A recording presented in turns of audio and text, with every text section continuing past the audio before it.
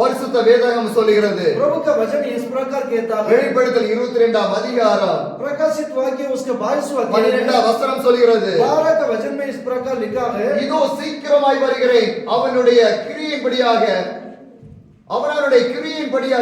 அவனுக்கு நான் அளிக்கும் பலன் என்னுடன் கூட வருகிறது. देख मैं शीघ्र आने वाला हूँ, हर एक कामों के अनुसार बदला देने के लिए प्रतिफल मेरे पास है कर वचन कहता है। வெளிப்படுத்தல் 20:12 சொல்லுகிறது, இதோ சீக்கிரமாய் வருகிறேன். प्रकाशित वाक्य 22 का 12 में लिखा है, देख मैं शीघ्र आने वाला हूँ। வேதம் தெளிவாக சொல்கிறான், இதோ சீக்கிரமாக வருகிறேன். परमेश्वर का वचन क्या बिल्कुल साफ लिखा है, मैं शीघ्र आने वाला हूँ। சபை இயேசுக்கு வருகைக்காக ஆயத்தப்பட வேண்டும். कलीसिया परमेश्वर का राज्य के लिए तैयार होना है। இயேசுவை விசுவாசிக்கிற ஒவ்வொரு ஜனங்களும் இயேசுவின் வருகைக்காக ஆயத்தப்பட வேண்டும். यीशु पर विश्वास करने वाला हर प्रत्येक जीवन प्रभु का राज्य के लिए वारिस होने के लिए तैयार होना है। ஒவ்வொரு விசுவாசி குடும்பங்களும் இயேசுவின் வருகைக்காக ஆயத்தப்பட வேண்டும். एक विश्वासी परिवार परमेश्वर के आगमन के लिए तैयार होना है। நீங்கள் ஒவ்வொருவரும் இயேசுவின் வருகைக்காக ஆயத்தப்பட வேண்டும். प्रत्येक जन प्रभु के आगमन के लिए व्यक्तिगत रूप में तैयार होना है। ஏன் நாம் ஆயத்தப்பட வேண்டும்?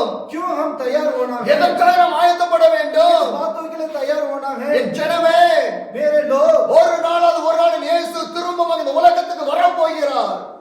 आज कभी ना कभी हमारा यीशु मसीह स्वर्ग से फिर से ये संसार में फिर से आने वाला है। பரிசுத்த வேதாகமத்தில் எழுதப்பட்ட अनेक காரியங்கள் நிறைவடைந்து கொண்டே வருகிறது உலகத்தில். परमेश्वर का हर एक शब्द हर एक बात पूरा होते जा रहा है। சுவிசேஷம் நிமித்தம் எங்கு பார்த்தாலும் உபத்திரவங்களும் பிரச்சனைகளும் குழப்பங்களும் நடைபெற்றுக் கொண்டே இருக்கிறது. जहाँ भी देखते हैं वहाँ संसार में अनेक प्रकार के उपद्रव कष्ट कलेश अनेक प्रकार का परिस्थिति को सामना कर रहे हैं। நம்ம இந்திய தேசத்தில் பல மாநிலங்களில் சுவிசேஷம் அறிவிக்கப்படாத நிலை.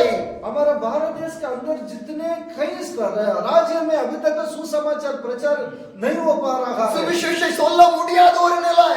वहाँ सुसमाचार प्रचार करने में दिक्कत है। என்ன நடக்குமோ ஏது நடக்குமோ எப்பொழுது நாங்கள் சிறைக்கு செல்வோம் என்ற நிலை. कब क्या होगा, कब हम अंदर जाएंगे, इस प्रकार के बड़ी बड़ी समस्या को सामना करना। अनेक திருச்சபைகள் அடைக்கப்பட்டன. कितने कलीसिया ये बंद हो रहा है। अनेक போதகர்கள் சிறையில் அடைக்கப்பட்டார்கள். कितने पास्टर्स कैदी के रूप में अंदर है। இது ஒரு பக்கம் இருக்க, एक तरफ में इस प्रकार का समस्या, மறுபக்கத்தில் दूसरी तरफ இயேசு கிறிஸ்துவை அறிந்து மறுதலித்து போன ஒரு கூட்டம். यीशु को जानने के बाद में इनकार किए हुए एक झुंड लोग हैं। பிரச்சனை வந்தபோது, जैसे समस्या आया, பாடுகள் வந்தபோது, उपद्रव आया, திருச்சபை விட்டு போன ஒரு கூட்டம். कलीसिया को छोड़कर पीछे हटने वाला एक झुंड है। இன்னொரு கூட்டம் இருக்கிறது. और एक झुंड है, அவர்கள் இயேசுவை இதுவரை அறிந்து கொள்ளவில்லை. अब तक प्रभु को नहीं जाना। யார் அவர்களுக்கு இயேசுவை அறிவிப்பது? कौन उनके लिए यीशु के विषय में बताएगा? யார் அவர்களுக்காக ஜெபிப்பது? कौन उन लोगों के लिए प्रार्थना करने वाला? ஒருவேளை இயேசுவின் வருகை இன்று இருந்தால் எத்தனை ஜனங்கள் இயேசுவை எடுத்துக் கொள்ளப்படுவார்கள்? हो सकता आज यीशु का आगमन होता तो आज रात कितने लोग प्रभु के साथ आगमन में उठा लिया जाएगा। இயேசுவின் வருகைக்கு முன்பதாக ரகசிய வருகை என்பது உண்டு. यीशु का आगमन के पहले एक रहस्य आगमन एक होता है। அந்த ரகசிய வருகை எவ்வளவு எடுத்துக் கொள்ளப்படுவார்கள்? उस रहस्य आगमन में कितने लोग उठा लिया जाएंगे। கிறிஸ்துவ வாழ்க்கை என்பது ஒரு சாட்சியுள்ள வாழ்க்கை.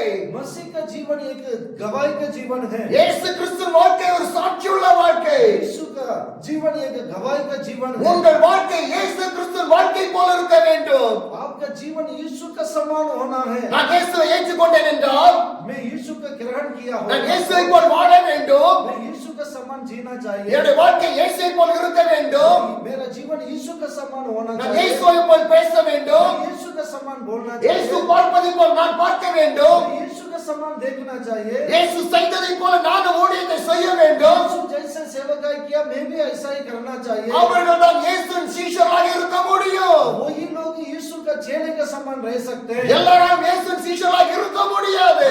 एक जीवन यीशु का चेले के समान नहीं हो நீங்கள் सकता। இருக்க வேண்டும் என்று விரும்பினால் आप यीशु के लिए जीना चाहते हैं, வேதம் தெளிவாக சொல்லுகிறது.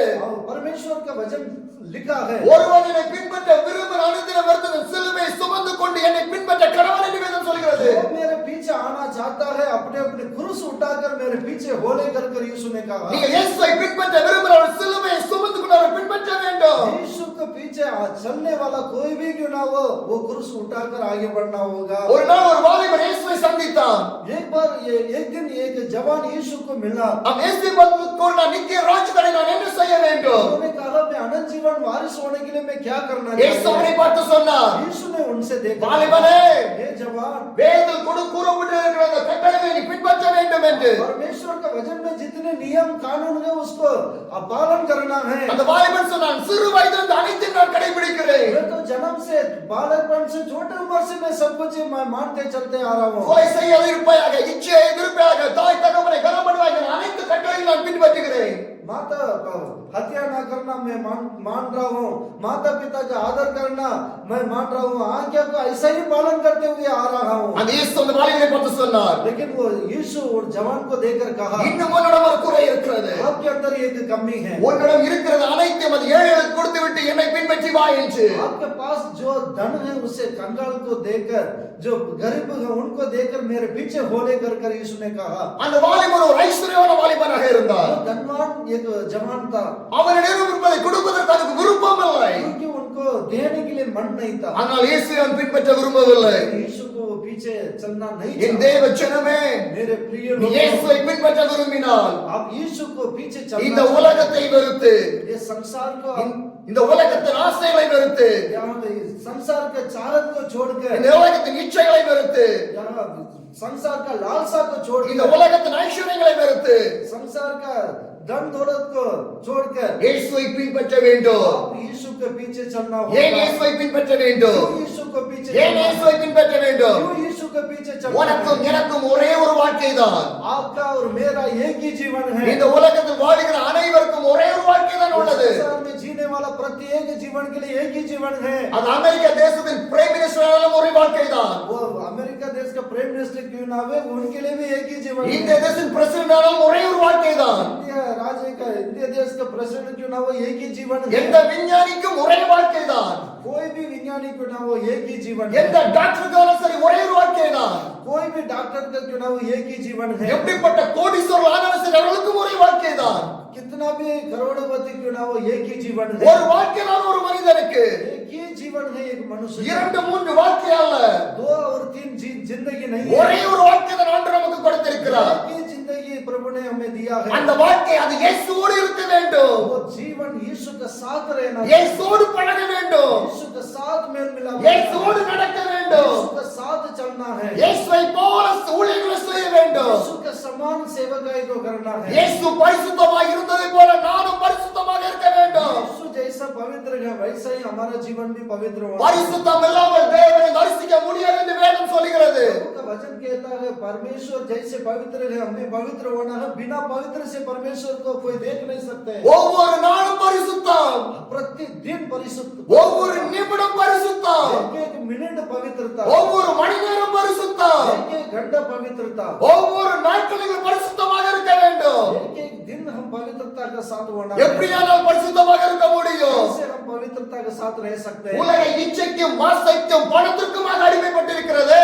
ये संसार को देखिए, लालसा, दुनिया की लालसा, पैसा, इसी बातों में बंधन के रूप में रहता है। அதே உலகத்தில் அல்லவா நானும் வாழ்ந்து கொண்டிருக்கிறேன். इसी दुनिया में हमारा जीवन भी रहता है। நான் எப்படி பரிசுத்தமாக இருக்க முடியும்? हम कैसे पवित्र का जीवन जी सकते हैं? இயேசுவை பார்த்து இயேசுவை நோக்கி வாழ்கிற வேளை நீயும் பரிசுத்தமாக இருப்பாய். यीशु को ओर से ध्यान देकर, यीशु को ही देखकर जीवन बिताएंगे तो आप पवित्रता का जीवन जी सकते हैं। நீ நடக்கும்போது இயேசு உன்னோட நடக்க வேண்டும்.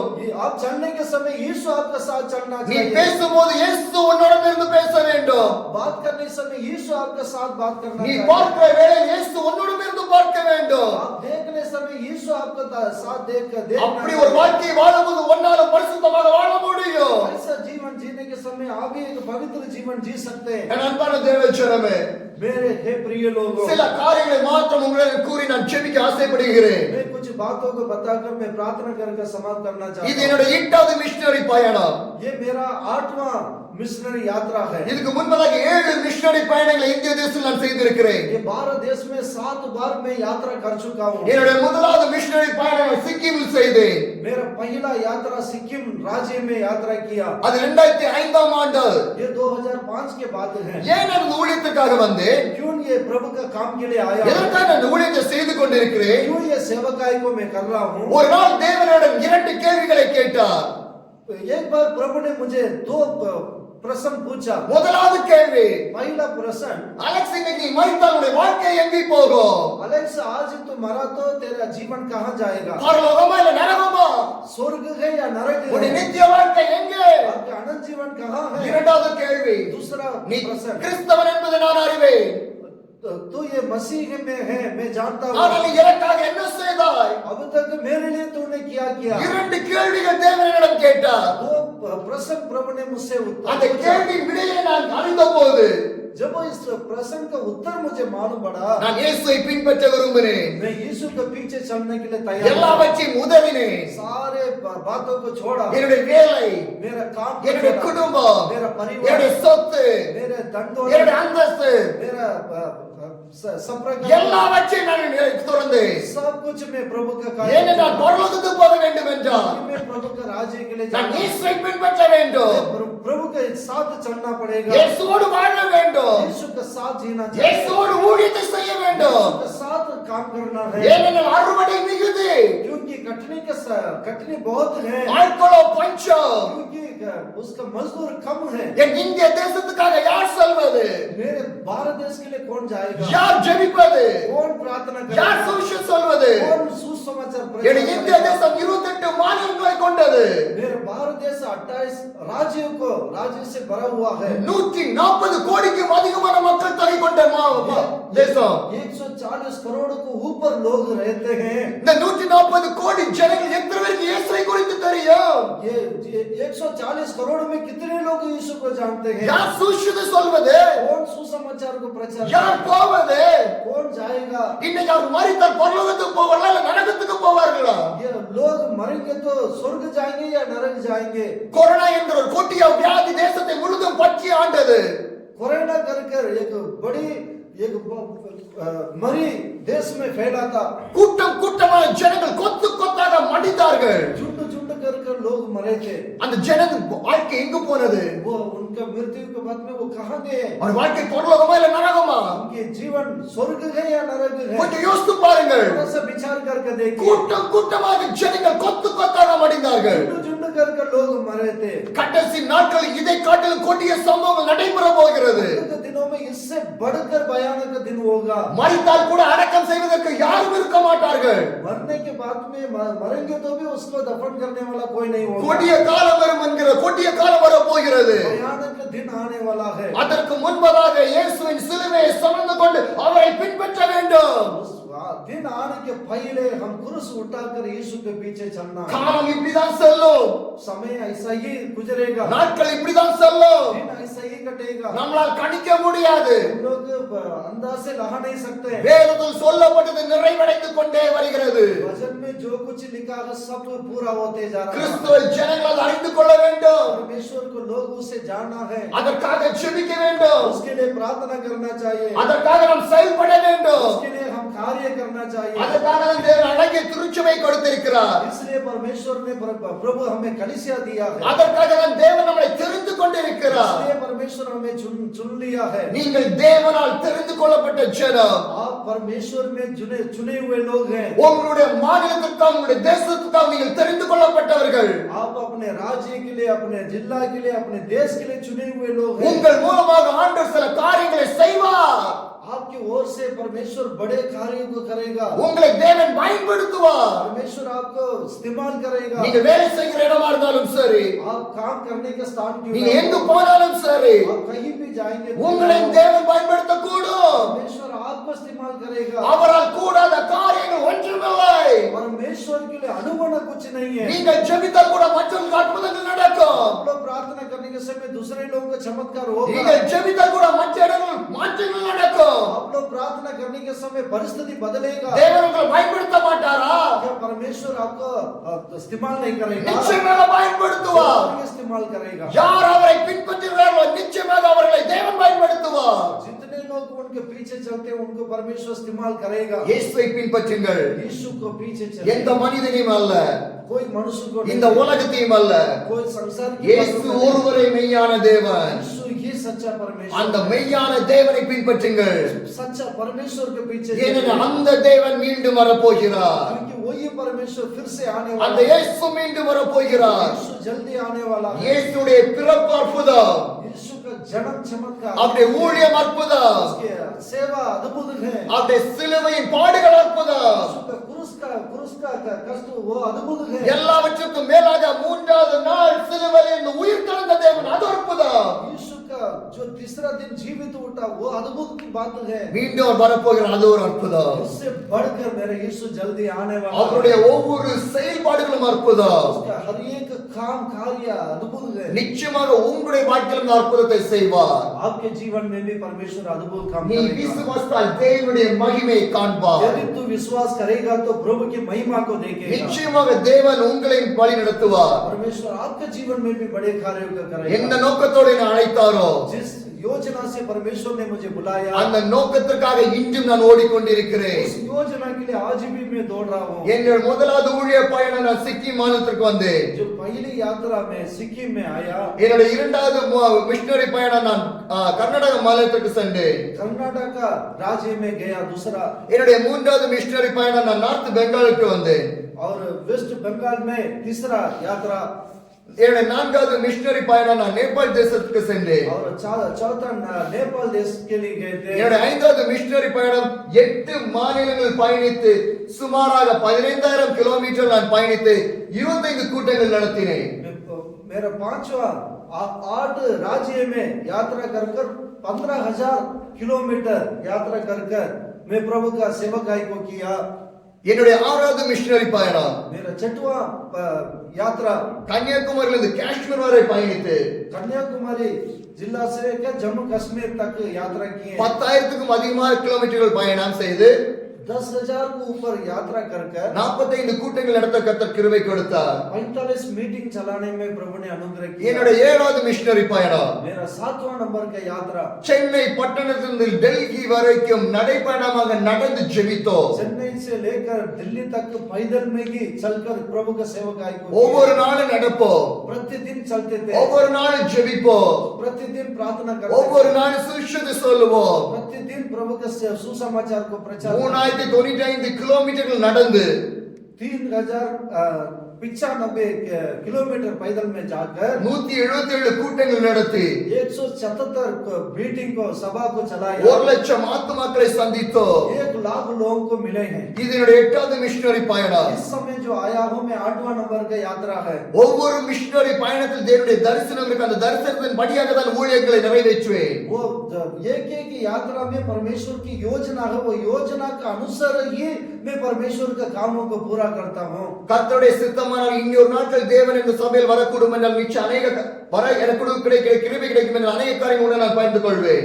परमेश्वर की योजना अगले बार होता तो भी मैं जरूर ये इस कलीसिया में आकर अनेक बातों को मैं बताना भी चाहता हूँ। இந்த எட்டாவது மிஷனரி பயணத்தை குறித்து மட்டும் சுருக்கமாக நான் சொல்ல ஆசைப்படுகிறேன். ये 8वां नंबर का यात्रा को विषय में थोड़ा सा मैं आप लोगों को बताना चाहता हूँ। இது 365 நாட்கள் 365 பட்டண கிராமங்களுக்கான ஜெப யாத்திரை. ये 365 दिन का यात्रा या 365 का गांव का सेवकाई के विषय का लक्ष्य में आगे बढ़ रहा हूँ। எதற்காக இதை செய்கிறேன் என்றால் क्यों इस कामों को कर रहा हूँ? 2022 வருடம் 2022 में நான் மகாராஷ்டிரா என்ற மாநிலத்தில் இருந்தபோது महाराष्ट्र एक राज्य में रहने के समय நான் நாக்பூர் என்ற பகுதியில் தங்கி ஊழியம் செய்து கொண்டிருந்தேன். नागपुर नगर में मैं सेवकाई कर रहा था। அங்கு ஊழியம் செய்து கொண்டிருக்கிற வேளையில் वहाँ सेवकाई करने के समय அநேக உபத்திரங்களை நான் சந்தித்தேன். अनेक प्रकार के उपद्रव को सामना என்னால் किया, ஊழியத்துக்கு போக முடியவில்லை. क्योंकि मुझसे सेवकाई करने में दिक्कत हुआ எங்கும் கூட்டத்தை நடத்த முடியவில்லை. मीटिंग चला नहीं पा ஒரே रहा அறைக்குள்ளாக என்னுடைய வாழ்க்கை போய் கொண்டிருந்தது. कि एक कमरे के अंदर ही से जीवन बीत रहा था। நான் ஒரு நாள் தேவனை நோக்கி பார்த்தேன். एक दिन मैं प्रभु को ओर से देखा। நான் சும்மா இருப்பதற்காக இங்கு வரவில்லை. खाली मूली यहाँ रहने के लिए नहीं आया। ஊழியத்திற்காக வந்திருக்கிறேன். सेवकाई के लिए आया। என்னால் ஊழியம் செய்ய முடியவில்லை. मैं सेवकाई करने நான் என்ன செய்ய? मैं क्या करूं? நான் என் திரும்ப வீட்டுக்கு செல்லவா? मैं अपने घर लौट कर जाऊं। நான் ஜெபித்துக் கொண்டிருக்கிற வேளையில் मैं प्रार्थना करने के தேவன் என்னோடு பேசினார். परमेश्वर मुझसे बात நீ किया। போ, நான் உன்னோடு இருப்பேன். तू जा, मैं तेरे संग हूं। இரண்டாவது காரியம் சொன்னார். दूसरा இந்த ஊழியத்தை நிறைவேற்றின பிற்பாடாக इस सेवकाई पूरा करने के बाद நீ இந்திய தேசம் முழுவதிலும் கடந்து சென்று ஜெபிக்க வேண்டும். मैं पूरे भारत देश में जाकर चलकर प्रार्थना करना है। அப்படிதான் இந்த தரிசனத்தை நான் பெற்றுக்கொண்டேன். इस प्रकार की मैं उस दर्शन को पाया। ஆனால் தரிசனம் கிடைத்தது. दर्शन मिला है। ஆனால் நான் கடந்து செல்கிற வேளை ஜனங்கள் கிட்ட நான் என்ன சொல்வது? मैं लोगों के बीच में जाकर उन लोगों को मैं क्या कहूं? அந்த தரிசனத்துடைய அர்த்தம் எனக்கு வேண்டும். उसके अर्थ मुझे चाहिए। ஒரு நாள் நான் வேதத்தை புரட்டிக் கொண்டிருக்கிற வேளையில் एक बार वचन को पढ़ रहा था। மூன்று காரியங்களை தேவன் எனக்கு காண்பித்தார். तीन बातों को प्रभु ने प्रकट किया। முதலாவது காரியம், पहला विषय வேதாகமத்தில் ஒரு பரிசுத்தவான், நான் பேருடைய நோவா. वो एक पवित्र जन है, उनका नाम नूह है। அந்த நோவா தேவனுக்கு பயந்து நடந்தார். परमेश्वर का भय के साथ தேவனுக்கு உத்தமராக இருந்தார். क्योंकि उनका जीवन खरा था। நோவா வாழ்ந்த காலத்தில் உலகம் மிகுந்த பாவம் கொடியதாக இருந்தது. नूह जब जीवन बिता रहा था उस समय बहुत पाप से भरा हुआ दुनिया था। தேவன் உலகத்தை தண்டிக்க வேண்டும் என்று தீர்மானித்தார். वो ये दुनिया को नूह के समय में नष्ट करने के लिए विचार किए थे। தேவன் நோவாவை பார்த்து சொன்னார், नूह को देखकर कहा, நீ ஒரு பேழையை செய்ய வேண்டும். जहाज को तैयार कर, நான் இந்த உலகத்தை நான் அழிக்க போகிறேன். ये संसार को मैं मिटा, ஏனென்றால் இந்த உலகம் பாவத்தில் நிரம்பி வழிகிறது. ये संसार पाप से भरा हुआ है। நோவா தேவனுடைய வார்த்தையை கேட்டு அதுபடி செய்தான். नूह उस वचन के अनुसार परमेश्वर जैसे कहा वैसा ही किया। நோவாவுடன் தேவன் எதை சொன்னாரோ அதை செய்வதற்கு ஆரம்பித்தார். परमेश्वर नूह से जो कुछ कहा वैसा ही करने के लिए। என் தேவ ஜனமே, मेरे लोग, தேவன் உன்னுடன் எதை பேசுகிறாரோ அதை நீ செய்ய வேண்டும். परमेश्वर जो विषय में आपसे बात करता है वो करना है। நோவாவுடன் தேவன் எதை பேசினாரோ நோவா செய்ய ஆரம்பித்தார். परमेश्वर नूह से जो कुछ कहा नूह ऐसा ही पूरा करने के लिए प्रयास அது எப்படி செய்ய வேண்டும், எவ்வளவு பாடு என்பதை குறித்து அவன் சிந்திக்கவில்லை. कैसे करना है, किस प्रकार करना है, उसके विषय में उन्होंने विचार அவன் नहीं किया। கீழ்ப்படிந்தான்.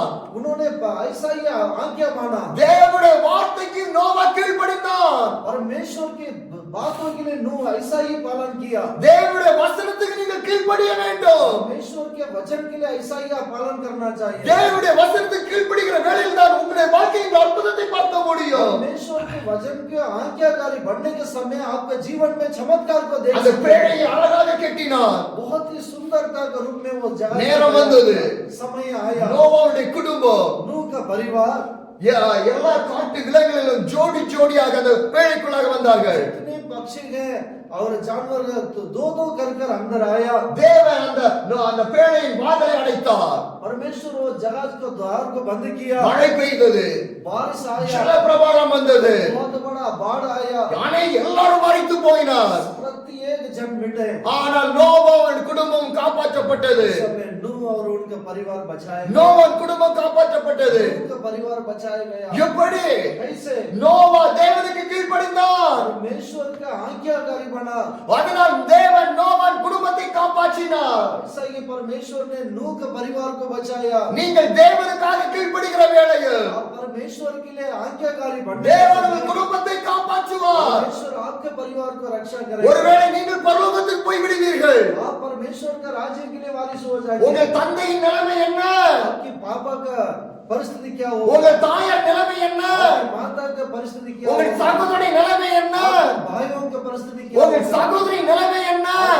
बहन का परिस्थिति क्या கொஞ்சம் யோசித்து பாருங்கள். सब विचार करके நீங்கள் ஒருவேளை பரலோகத்துக்கு போய் விடுவீர்கள். आज पर में आप प्रभु का राज्य में चले जाएंगे। உங்கள் குடும்பம் எங்கு போகும்? आपके परिवार कहाँ जाएगा? இந்த தேவனுடைய வருகை இருக்கும் என்றால் உங்கள் குடும்பம் தேவனுடைய ராஜ்யத்தில் பிரவேசிக்க முடியுமா? क्या आज प्रभु का आगमन होता तो आपका परिवार प्रभु का आगमन के लिए तैयार हो सकता है? நோவா கீழ்ப்படிந்தால் குடும்பம் காப்பாற்றப்பட்டது. तो परमेश्वर का आज्ञाकारी बना, उनका परिवार बचा। தேவன் ஒரே ஒரு வாழ்க்கை கொடுத்திருக்கிறார். परमेश्वर हमारे लिए एक ही जीवन दिया। அந்த ஒரு வாழ்க்கை தேவனோடு இருக்க வேண்டும். एक ही जीवन प्रभु के लिए जीना है। ஒருபோதும் உங்கள் வாழ்க்கையோடு நீங்கள் விளையாடி விடாதீர்கள். आपके कि जिंदगी के साथ आप खेलिए मत।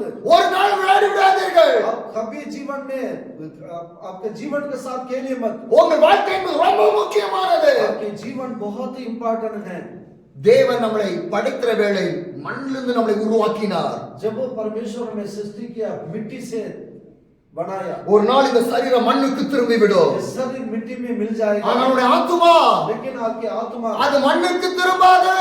मिट्टी में नहीं मिलने का। மண்ணுக்கு திரும்பாது. आपकी आत्मा मिट्टी में नहीं உன் சரீரம் தான் மண்ணுக்கு திரும்பும். आपके शरीर में मिट्टी में मिल जाएगा। ஆத்துமா அது தேவனால் கொடுக்கப்பட்டது. आत्मा परमेश्वर की ओर से आया। அந்த ஆத்துமா நரகத்துக்கு போய் விடக்கூடாது. ये आत्मा नरक में नहीं जाना அந்த चाहिए। ஆத்துமா பரலோகத்துக்கு போக வேண்டும். परमेश्वर के लिए राज्य में அந்த ஆத்துமா பரலோகத்துக்கு போக வேண்டும் என்றால் आत्मा परमेश्वर का राज्य में जाना तो பரிசுத்தம், पवित्रता का பரிசுத்தம்.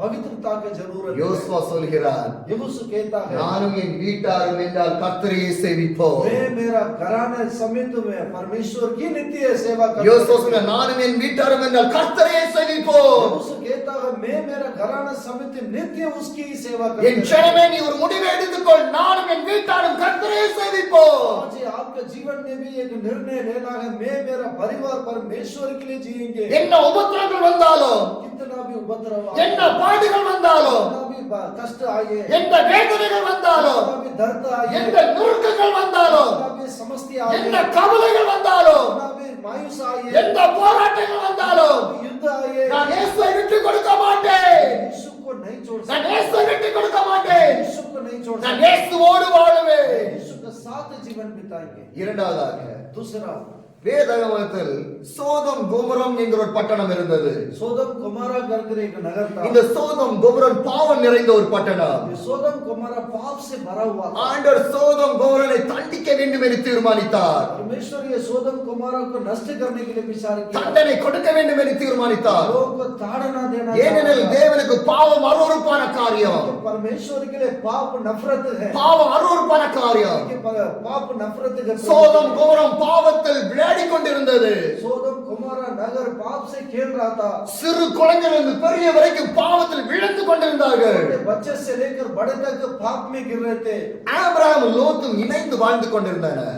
अब्राहम और लूत दोनों मिलकर जी रहे थे। அவருக்குள்ளாக ஒரு மனம் சரியில்லாதனால் दोनों का बीच में एक मन ना होने के कारण லோத்து சோதோமை நோக்கி புறப்பட்டார். लूत सोदम कुमारा का ओर से चला गया। லோத்துடைய குடும்பம் சோதோமுக்குள்ளாக சென்று விட்டது. लूत और उनका परिवार सोदम की ओर से चले गए। இப்பொழுது பாவம் எங்கேயோ அங்கு லோத்து இருக்கிறார். जहाँ पाप है वहाँ लूत है। சில வேளை நம்ம குடும்பம் எங்கு பாவமோ அங்கு நாம் இருக்கோம். कभी कभी हमारा परिवार भी जहाँ पाप है वहाँ हम நம்முடைய குடும்பம் பாவத்தில் இருந்து விடக்கூடாது. हमारा परिवार पाप में रहना नहीं चाहिए। லோத்து இப்பொழுது பாவத்தை தேடி அந்த பாவத்துக்குள்ளாக விழுகிறார். लूत वो पाप में जाकर गिर पड़ रहा है। ஆனால் தேவன் சோதோமை அழிக்க வேண்டும் என்று தீர்மானிக்கிறார். सोदम कुमारा को नष्ट करने के लिए प्रभु ने निर्णय लिया। தேவன் தேவதூதர்கள் மூலமாக ஆபிரகாமிடம் பேசுகிறார். परमेश्वर अपने दूतों की ओर से अब्राहम से बात कर रहा है। நான் சோதோமை அழிக்கப் போகிறேன். मैं सोदम कुमारा को नष्ट करने के ஆபிரகாம் இந்த செய்தி வந்தவுடன் अब्राहम के ये शब्द मालूम होते ही ஆபிரகாம் அங்கிருக்கிற நீதிமான்களுக்காக ஜெபிக்கிறார். वहाँ का सोदम कुमार में जो धर्मी है उनके लिए प्रार्थना कर रहा அங்க है। இருக்கிற நீதிமான்களுக்காக ஜெபிக்கிறார். धर्मी लोगों के लिए प्रार्थना कर रहा அவன் है। தேவனோடு ஜெபிக்கிறான். ஆண்டவரே ஒரு நீதிமான் இருந்தால் அழைப்பீரோ? क्या एक नहीं धर्मी है तो आप नष्ट करेंगे? 50 நீதிமான்கள் இருந்தால் அழைப்பீரோ? 50 नीतिमान है तो नष्ट करेंगे? ஆனால் தேவன் சோதோமை அழித்தார், தீயும் கந்தவுமாக. और वहाँ आग और गंध से नष्ट किया। சோதோம் முற்றிலும் அழிக்கப்பட்டது. सोदम कुमारा पूरा का पूरा नष्ट हुआ। ஆனால் லோத்தோட 2 குமார்த்திகளும் அங்கிருந்து வந்தனர். क्योंकि लूत और दोनों पुत्री बचकर निकल आए। லோத்து ஜெபிக்கவில்லை. लूत प्रार्थना नहीं அவருடைய किया। குமார்த்திகள் ஜெபிக்கவில்லை. कि बच्चे प्रार्थना नहीं किया। ஆனால் எப்படி காப்பாற்றப்பட்டார்கள்? कैसे बचाया गया? வேதம் தெளிவாக சொல்கிறது. परमेश्वर का वचन लिखा है। ஆபிரகாம் ஜெபத்தை தேவன் நினைவு கூர்ந்தார். अब्राहम की प्रार्थना को परमेश्वर सुनकर सोदम कुमारों को लूत का परिवार என் அன்பான தேவஜனமே, मेरे प्रियो ஆபிரகாமின் ஜெபத்தை தேவன் நினைவு கூர்ந்தார். லோத்துடைய குமார்த்திகள் காப்பாற்றப்பட்டார்கள். अब्राहम की प्रार्थना को सुनकर लूत और उनके बच्चों को बचने का कारण रहा। உங்களுடைய சிநேகிதர்களுக்காக நீங்கள் ஜெபியுங்கள். आपके मित्र के लिए प्रार्थना करिए। உங்களுடைய உறவினர்களுக்காக நீங்கள் ஜெபியுங்கள். आपके रिश्तेदार के लिए प्रार्थना करिए। உங்கள் அயலகத்திற்காக நீங்கள் ஜெபியுங்கள். और लोगों के लिए आप प्रार्थना करेंगे, உங்களுடைய ஜனங்களுக்காக நீங்கள் ஜெபிங்கள். आपके परिवार के लिए आप प्रार्थना करेंगे, நீங்கள் ஜெபிக்கிற வேளையில், आप प्रार्थना நீங்கள் ஜெபிக்கிற வேளையில் आप प्रार्थना करने के உங்கள் நண்பர்கள் இயேசுவை ஏற்றுக்கொள்வார்கள். आपके मित्र प्रभु को जानेंगे, உங்கள் நண்பர் இந்த திருச்சபையில் வருவார்கள். आपके मित्र ये कलीसिया में आएंगे, உங்கள் அயலக்கத்திற்காக நீங்கள் ஜெபிக்கிற வேளையில் लोगों के लिए प्रार्थना करने के அவர்கள் இயேசுவை ஏற்றுக்கொள்வார்கள். यीशु को ग्रहण करेंगे, உங்களுடன் இணைந்து இந்த திருச்சபைக்கு வருவார்கள். आपके साथ मिलकर ये कलीसिया में आएंगे, உங்களுடைய ஜனங்களுக்காக நீங்கள் ஜெபிக்கிற வேளையில் आपके लोग कलीसिया के लिए आप लोगों के लिए प्रार्थना करने के உங்கள் ஜெபத்தை கேட்டு தேவன் அவர்களை மாற்றி தேவனுடைய ஆலயத்தில் கொண்டு வருவார். आपकी प्रार्थना को सुनकर उन लोगों को उद्धार करके कलीसिया में लेकर எங்கள் ஜெபம் வல்லமையானது. उनकी प्रार्थना बहुत सामर्थ्य है। ஆபிரகாம் ஜெபத்தை கேட்டு லோத்து காப்பாற்றப்பட்டான். अब्राहम की प्रार्थना को सुनकर परमेश्वर लूत को बचाया। உன் ஜெபத்தின் மூலமாக உன்னுடைய நண்பர்கள் மாற்றுவார்கள். आपकी प्रार्थना की ओर से अपना मित्र उद्धार உன்னுடைய சொந்தங்கள் பந்தங்கள் உன்னுடைய ஜெபத்தின் மூலமாக மாறும். जो मिलने वाला रिश्तेदार सभी प्रभु में आएंगे। ஜெபிங்கள். प्रार्थना करें, ஜெபம் ஒன்றே உங்களுடைய வாழ்க்கையில் பிரதானமானது. प्रार्थना ये आपका सब कुछ ही है। மூன்றாவது காரியம், तीसरा, வேதாகமத்தில் நினைவே என்கிற ஒரு பட்டணம் இருந்தது. निनिवे कर एक नगर था, அந்த நினைவு ஒரு பாவத்தில் நிறைந்து காணப்பட்டது. पाप से भरा हुआ नगर था। அங்கு ஒரு தீர்க்கதரிசி, அவனுடைய பேர் யோனா. वहाँ एक भविष्यवक्ता था, उनका नाम योना है। தேவன் யோனாவை பார்த்து சொன்னார், நீ நினைவுக்கு போ. और योना से कहा, अब निन्ने नगर को நான் जाना। 40 நாட்களுக்குள்ளாக இந்த நினைவை பட்டணத்தை அழிக்க போகிறேன். 40 दिन के अंदर निनिवे नगर को नष्ट करने के लिए जा रहा है। ஆனால் இந்த யோனாவோ लेकिन ये योना தேவனுக்கு கீழ்ப்படியவில்லை. परमेश्वर की बातों को नहीं அவன் माना। செவி கொடுக்கவில்லை. उन्होंने ध्यान नहीं दिया। அதனால் என்ன நடந்தது? क्या हुआ मालूम? அவன் பயணித்த கப்பலில் தான் தூக்கி வீசப்பட்டான். वो जो जहाज में यात्रा कर रहा था, उससे उठाकर फेंक दिया गया। கடைசியில் ஒரு பெரிய மீனின் வயிற்றில் 3 நாட்கள் இரவும் பகலுமாக இருந்தான். बड़ा मछली के पेट में 3 दिन 3 रात रहा। அங்கிருந்து ஜெபிக்கிறான். मछली के पेट में से रहकर दुआ தேவன் அவனை மன்னித்தார். परमेश्वर उनको माफ किया। மீண்டுமாக அவனுடன் பேசினார். फिर से प्रभु ने बात की, யோனாவை நினைவுக்கு போ. निनिवे नगर को तू जा। யோனா நினைவுக்கு சென்றான். वहां निनिवे नगर में அங்கு गया। சென்று செய்தியை சொன்னான். वहां का सारी बातों को प्रभु को நினைவே உன்னுடைய பாவத்தால் தேவன் 40 நாட்கள் நினைவை பட்டணம் அழிய போகிறது என்று. आपकी पाप के कारण 40 दिन के अंदर ये निनिवे नगर नष्ट होने वाला है। என்ன நடந்தது? वो क्या है? நினைவே அந்த செய்தியை கேட்டார்கள். निनिवे के लोग सभी அங்கே இருக்கிற ராஜா அந்த செய்தியை கேட்டார். राजा उनके समाचार को सुना, கண்ணீர் வடித்தார்கள். सभी रोने लगे, உபவாசித்தார்கள். पीटने लगे, उपवास किए, ஜெபித்தார்கள். प्रार्थना किए। சகல ஆடையை அணிந்தார்கள். वो सभी लोग कपड़ा पहनकर मिट्टी को अपने ऊपर डालकर प्रार्थना करने ஒப்பு लगे। கொடுத்தார்கள். अपने जीवन को மனம் மாறினார்கள். मन फिराया, மனம் திரும்பினார்கள். मन फिराया। அங்கிருந்த ராஜா முதல் அனைவரும் மனம் திரும்பினார்கள். राजा से लेकर लोग तक सभी मन அந்த फिराया। பாவத்தை அறிக்கை செய்து மனம் திரும்பினார்கள். आपको अंगीकार कर कर मन फिराया। தேவன் அவர்களை கண்டிக்கவில்லை. परमेश्वर उन्हें कुछ नहीं किया। அதுபடி அவர்களை மன்னித்தார். परमेश्वर ताड़ना का जगह में उन्हें क्षमा किया। நினைவே மன்னிக்கப்பட்டது. निनिवे नगर माफ किया गया। வேதாகமத்தில் கொலைபாடு பெரிய ஒரு எழுப்புதல். उन दिनों में पुराने समय में नियम के अनुसार बहुत बड़ा एक वेदारी है। அது ஒரு பெரிய ஒரு எழுப்புதல். बहुत बड़ा निनिवे नगर में என் वेदारी। ஜனமே, मेरे लोग, நீ உன்னுடைய கிராமத்துக்காக ஜெபிக்கிற வேளையில், आप अपने गांव के लिए प्रार्थना உன்னுடைய करें, பட்டணத்துக்காக நீ ஜெபிக்கிற வேளையில், आपके नगर के लिए प्रार्थना உன்னுடைய करें, மாவட்டத்துக்காக நீ ஜெபிக்கிற வேளையில், अपने जिला के लिए प्रार्थना करने के समय, உன்னுடைய மாநிலத்துக்காக நீ ஜெபிக்கிற வேளையில், अपने नगर के लिए प्रार्थना உன்னுடைய करें, தேசத்துக்காக நீ ஜெபிக்கிற வேளையில், राज्य के लिए, अपने देश के लिए प्रार्थना உன்னுடைய करें। கிராமம் எழுப்புதை காணும். आपके गांव वेदारी को देखे, உன்னுடைய பட்டணம் எழுப்புதை காணும். आपके नगर वेदारी को देखे, உன்னுடைய மாவட்டம் எழுப்புதை காணும். जिला वेदारी को देखे, உன்னுடைய மாநிலம் எழுப்புதலை காணும். आपके लोग वेदारी को देखे, உன்னுடைய தேசம் எழுப்புதலை காணும். आपकी राज्य, आपके देश वेदारी को देखे। எழுப்புதலுக்காக ஜெபியுங்கள். वेदारी के लिए प्रार्थना करें। எழுப்புதல் அனைத்தையும் மாற்றும். वेदारी हर चीज को बदल देगा। எழுப்புதல் वரும் என்றால், वेदारी आया तो, எழுப்புதல் वரும் என்றால் ये वेदारी आया तो ஒருவரை அந்த எழுப்புதலை தடுத்து நிறுத்த முடியாது. भी उस वेदारी को रोक नहीं सकते। எழுப்புதல் நடக்கிற வேளையில் वेदारी आते समय திருச்சபை 24 மணி நேரம் திறந்திருக்கும்.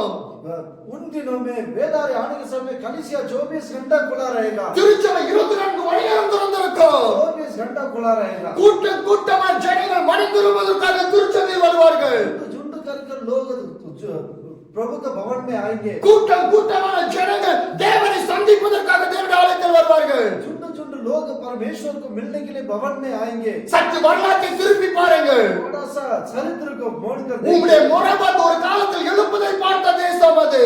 मुरादाबाद एक दिन वेदारी को देखा हुआ देश। ஒரு காலத்தில் எழுப்புதலை பார்த்த ஒரு பட்டணம் இது.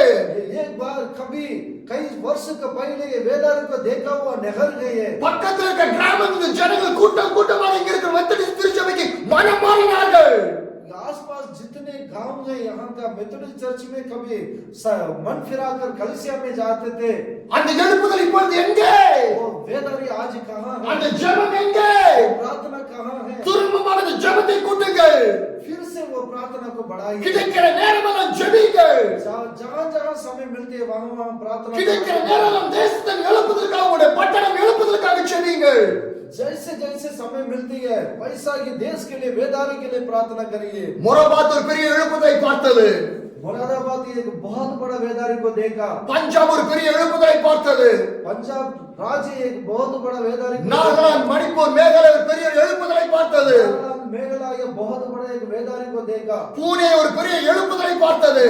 मुंबई तरफ में एक बहुत बड़ा वेदारी को देखा। தமிழ்நாடு பல பகுதிகளில் எழுப்புதலை பார்த்தது. तमिलनाडु में बहुत जगह में वेदारी को देखा। அன்னைக்கு எந்த ஒரு டெக்னாலஜியும் இல்லை. उस समय किसी भी प्रकार का सुविधा नहीं था। அந்த நாளைக்கு இவ்வளவு பெரிய ஒரு கூட்டமோ பெரு கூட்டமும் இல்ல.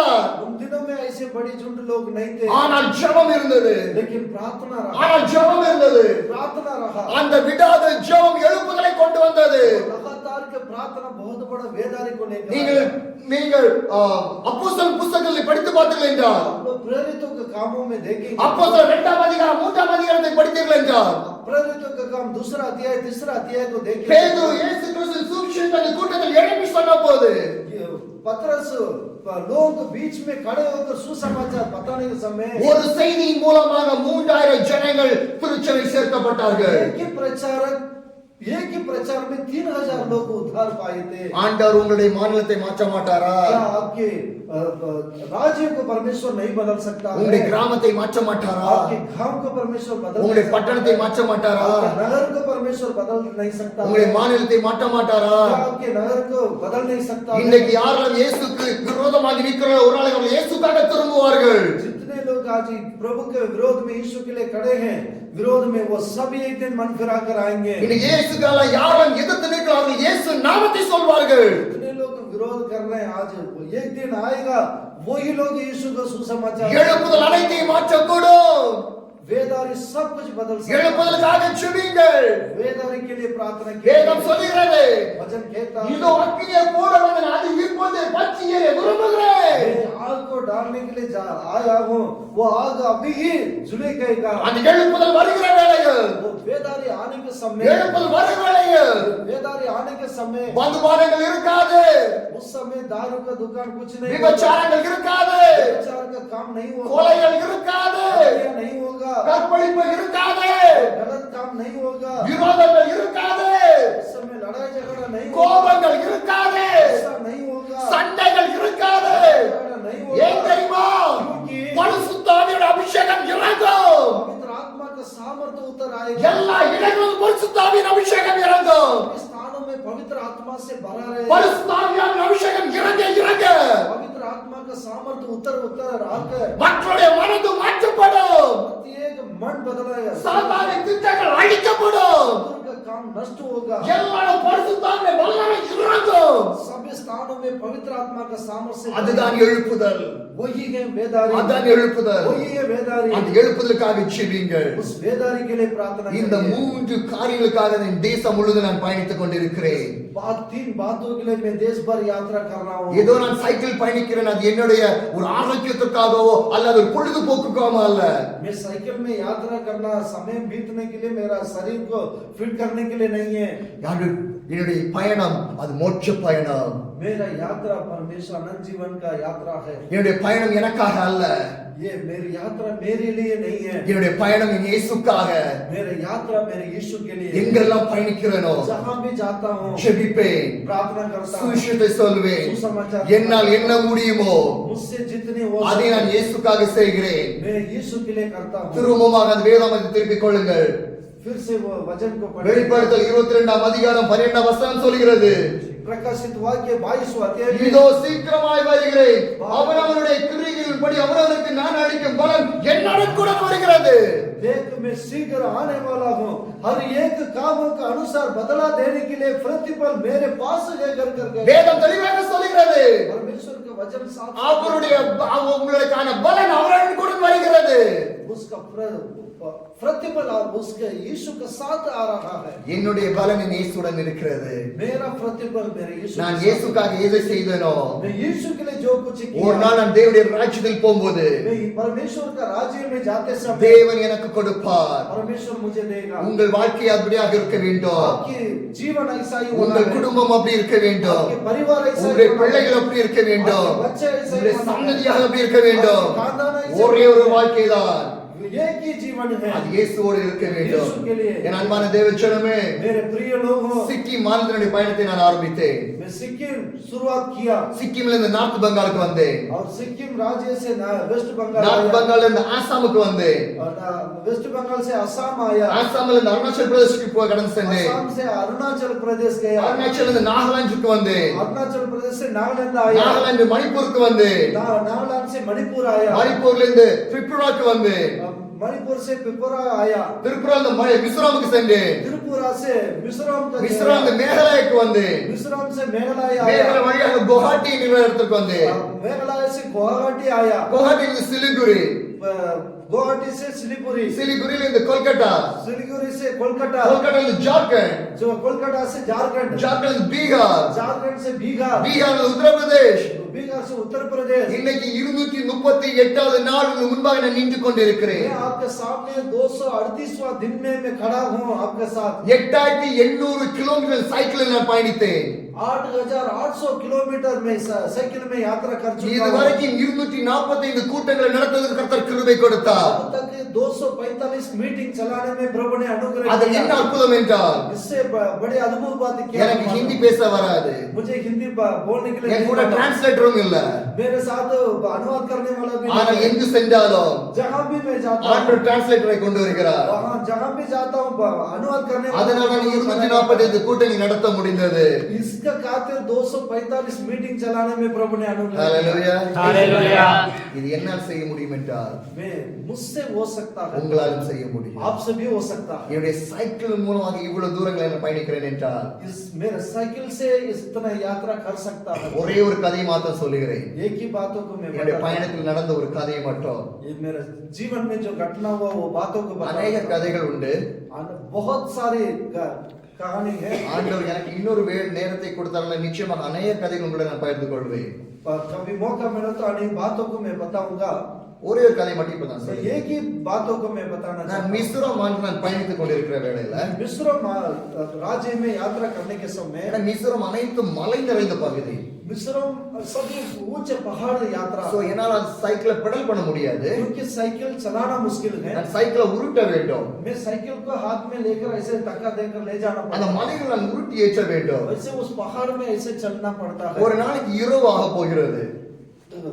ஒரு நாளைக்கு இரவு ஆக போகிறது. ये दिन पूरा रात भी होने वाला है, நான் எங்க தங்க போறேன், लेकिन कहाँ रुकना எங்க है, சாப்பிட போறேன், कहाँ खाना खाने के எதுவுமே தெரியாது. मुझे कुछ नहीं இது मालूम, ஒரு காட்டின் வழியாக இப்ப போயிட்டு இருக்கேன். क्योंकि जंगल की ओर से जा रहा அங்க है। மக்கள் நடமாட்டமும் இல்லை. वहाँ कोई भी लोग चलने वाला भी कोई चला அப்பப்போ नहीं। இந்த லாரிஸ் பெரிய பெரிய ட்ரக் அப்பப்போ போயிட்டு வருது. वैसे बीच बीच में ट्रक ट्रॉली वगैरह जाने आना रहता है। எல்லாரும் என்ன பார்த்துட்டு போறாங்க, நான் யாரும் எனக்காக நிப்பாட்டல.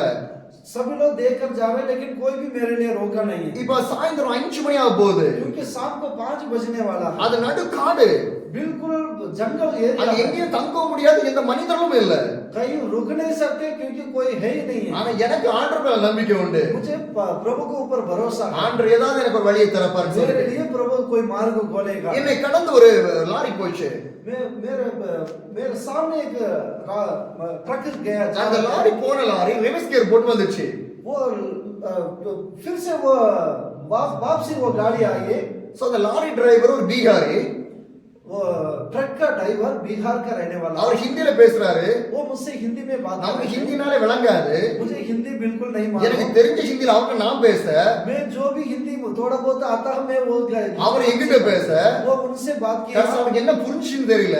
वो क्या समझा मुझे नहीं मालूम அவர் கூட நிறைய பழங்கள் வைத்திருந்தாரு. मैं पूरा टोकरी पूरा फल से भरा हुआ था அந்த லாரில இருந்து அப்படியே எனக்கு கொடுத்தாரு. ऐसे उठाकर मेरे हाथों में दिया அந்த பழங்கள் நிறைய இருந்துச்சு. वो उसमें फल बहुत सारे थे திரும்ப அவர் போனாரு. वो फिर वो चला गए திரும்ப நான் யோசிக்க எங்கடா நான் படுக்க போறேன்னு எனக்கு தெரியலையே சொல்லிட்டு मैं मतलब अब कहाँ लेटूंगा कर विचार कर रहे थे போன லாரி திரும்ப ரிலீஸ் கேர் போட்டு வந்துச்சு. वो ट्रक फिर से पीछे लौट कर आया நான் நினைச்சேன் வாங்கின பழத்தை ரிட்டர்ன் வாங்க வந்துட்டாரோன்னு நினைச்சேன். मैंने கொடுத்த सोचा பழத்தை जो फल दिया वो वापसी लेने के लिए आ रहा है कर सोचा ஏன்னா நிறைய இருக்குது.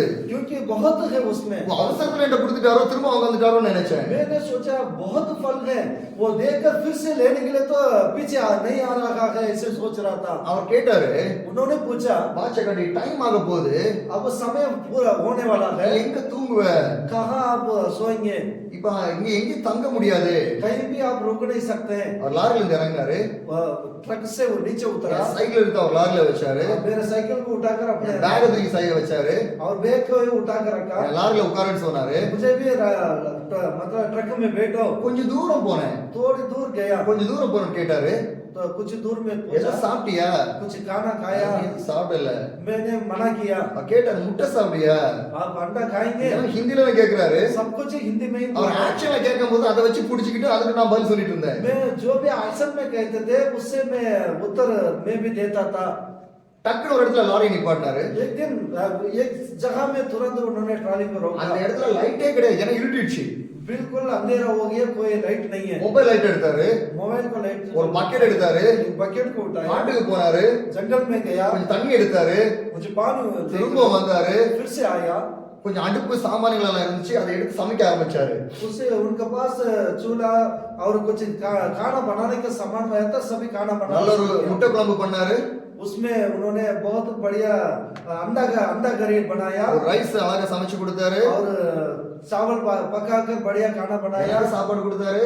मुझे भी खाना खिलाया சுட சுட சாப்பிட்டேன்.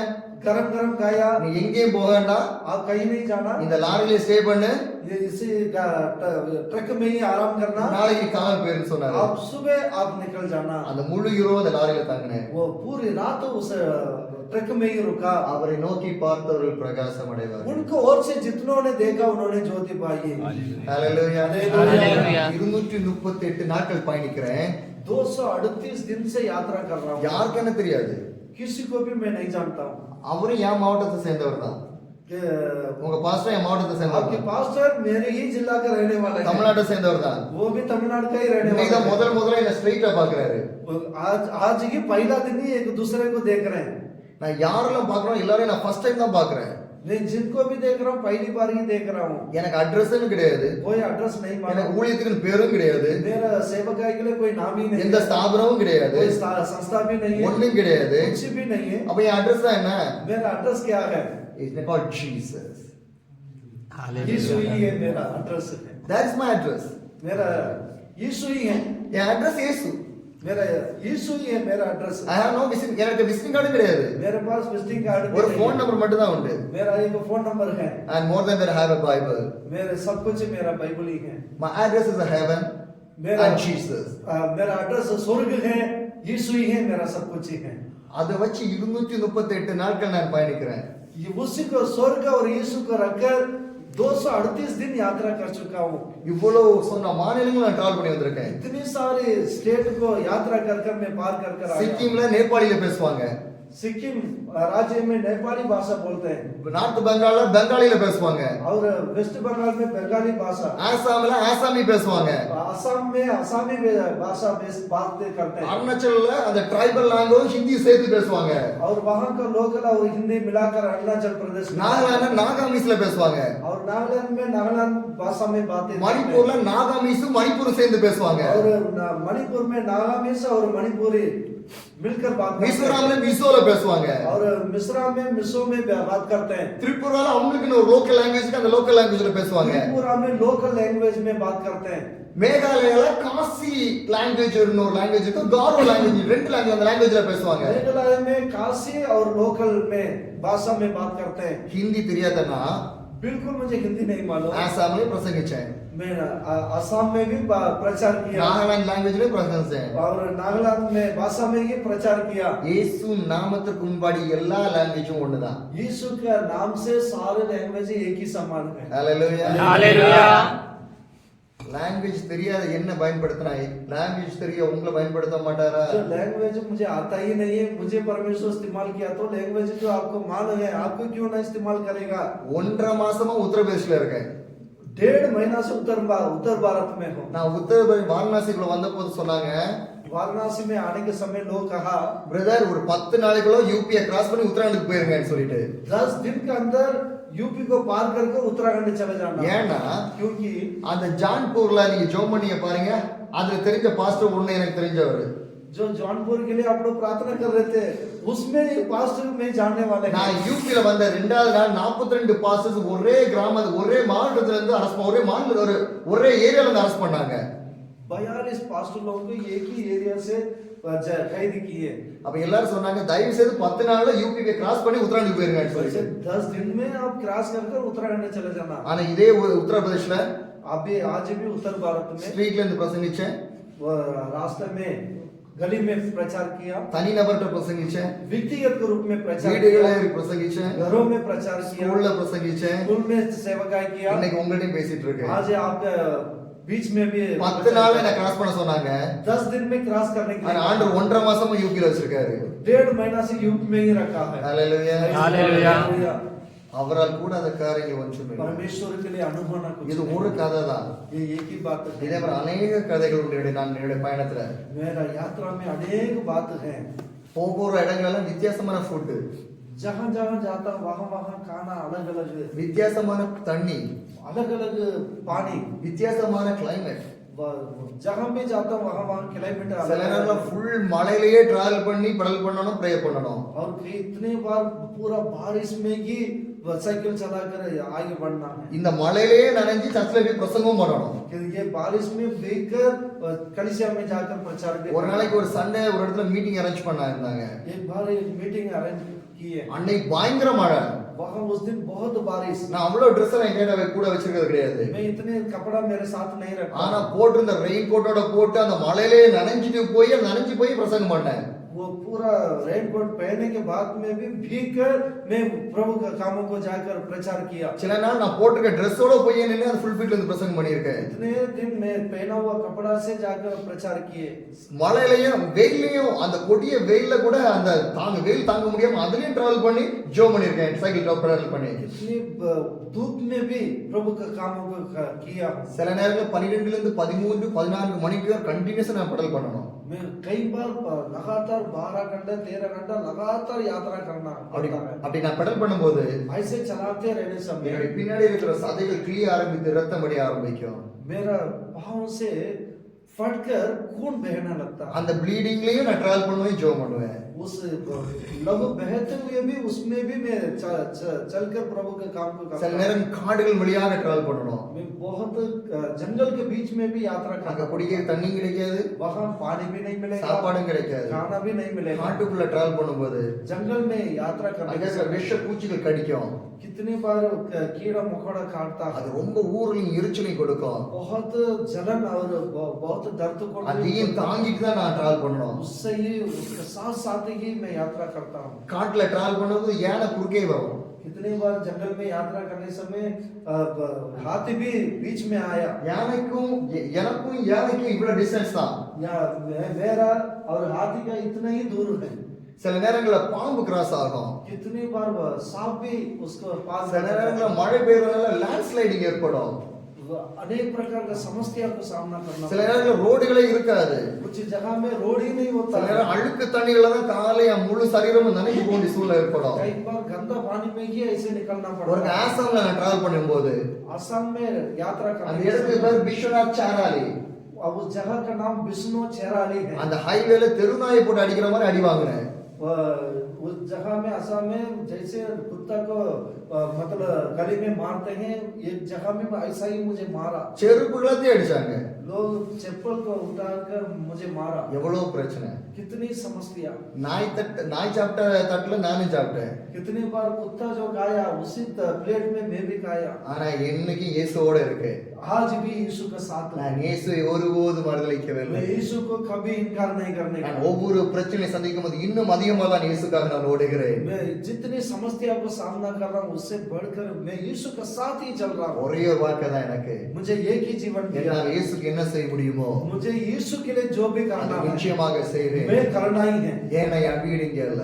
क्योंकि मेरा घर यहाँ नहीं என் है, வீடு பரலோகம். मेरा घर स्वर्ग இந்த है। உலகத்துல நான் பயணிச்சிட்டு இருக்கேன். मैं इस संसार में यात्रा कर அதான் रहा என் हूँ, வாழ்க்கை. यही है मेरा जीवन। அதுக்காக தான் ஓடுகிறேன். मैं उसके लिए दौड़ रहा हूँ, நீங்களும் ஓடுங்க. आप भी दौड़िए। தேவனுடைய ராஜ்யத்திற்காக. परमेश्वर का राज्य के लिए வேதம் சொல்கிறது परमेश्वर का वचन कहता தேவனுடைய है ராஜ்யத்தினுடைய நீதியை தேடுங்கள், அப்பொழுது இவைகளெல்லாம் கூட கொடுக்கப்படும். पहले उसके राज्य को खोज कर बाकी सारे वस्तु तुम्हें मिल जाएगा। நீங்கள் தேவனுடைய ராஜ்யத்தினுடைய நீதியை தேடுங்க, परमेश्वर धर्म और राज्य को அப்பொழுது खोज எல்லா कर விதமான ஆசீர்வாதங்கள் सब உங்களுக்கு प्रकार के सारे आशीर्वाद